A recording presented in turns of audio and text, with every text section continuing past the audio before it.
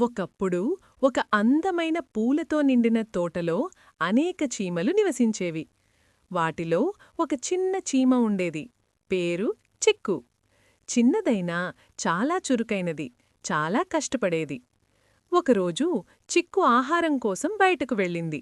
అప్పుడామెకు ఒక పెద్ద బియ్యపు గింజ కనిపించింది. ఆ గింజను చూసి చిక్కు ఆనందపడింది. ఇది మన ఇంటికి చాలా ఉపయోగపడుతుంది, నేను దీనిని ఖచ్చితంగా తీసుకెళ్తాను అని నిర్ణయించుకుంది. చిక్కు గింజను ఎత్తడానికి ప్రయత్నించింది. ఒకసారి ప్రయత్నించింది, కదల్లేదు. రెండోసారి ప్రయత్నించింది, గింజ కొంచెం కదిలినా చిక్కు జారిపడిపోయింది. మూడోసారి ప్రయత్నించింది, కాని మళ్లీ విఫలమైంది. పాపం చిక్కు అలసిపోయింది.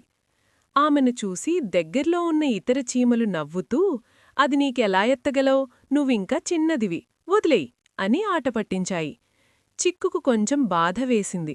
కాని ఆమె మనస్లో మాత్రం ఒకే మాట, నేను చిన్నదినని కాదు, చెయ్యలేనని కాదు.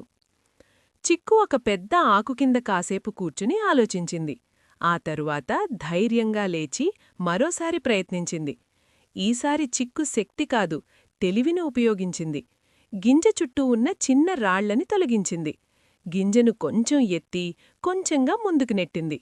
చెమటలు కారినా చిక్కు పట్టుదలతో ముందుకు సాగింది. కొంతసేపటి తరువాత ఆ గింజ నిజంగా కదలడం ప్రారంభించింది. చిన్న చిన్న అడుగులతో చిక్కు గింజను తన గూడువైపు లాగసాగింది. దూరం చాలా ఉన్నా ఆమె ఆగలేదు. ఒక్క అడుగు, ఇంకో అడుగు, ఆ గింజను ఇంటి దగ్గరకు తీసుకెళ్ళింది. చిక్కు గింజను కాలనీలోకి తీసుకువచ్చినప్పుడు అన్ని చీమలు ఆశ్చర్యంతో చూశాయి. ఇంత చిన్న చీమ ఇంత పెద్ద పని చేస్తుందని వాళ్లకు నమ్మశక్యం కాలేదు. పెద్ద చీమ దగ్గరకు వచ్చి చెప్పింది, పట్టుదల ఉన్నవాళ్లను ఎవ్వరూ ఆపలేరు. నీ ధైర్యాన్ని అందరం అభినందిస్తున్నాం చిక్కు. చిక్కు ఆనందంతో చిరునవ్వు చిందించింది. చిన్నదైనా తన పట్టుదలతో పెద్ద పని సాధించింది. ఈ కథ మనకు చెప్పేది ఒక్కటే, పట్టుదల ఉంటే అసాధ్యమనేది ఏదీ లేదు. మనం కష్టపడి ప్రయత్నిస్తే ఎప్పటికైనా విజయమంతా మనదే.